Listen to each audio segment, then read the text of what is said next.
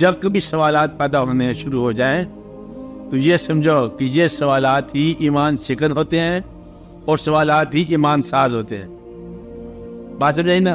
جو جن کو اللہ قریب کرنا چاہتا ہے ان پر سوال نازل فرماتا ہے، غور کر میں ہوں کہ نہیں ہوں.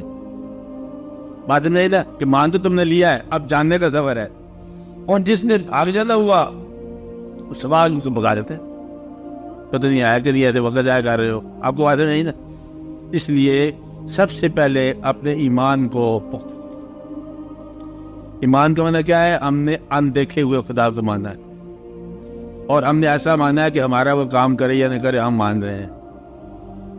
ہم اس کو دیکھے نہ دیکھے ہم مان رہے ہیں، اور ہم ہر حال میں مانتے رہیں گے. زندگی میں اس کو مانیں گے، موت میں اس کو مانیں گے، مرنے کے بعد اس کو مانیں گے، مرنے سے پہلے مانیں گے، غریبی میں مانیں گے، امیری میں مانیں گے، صحت میں مانیں گے، بیماری پر.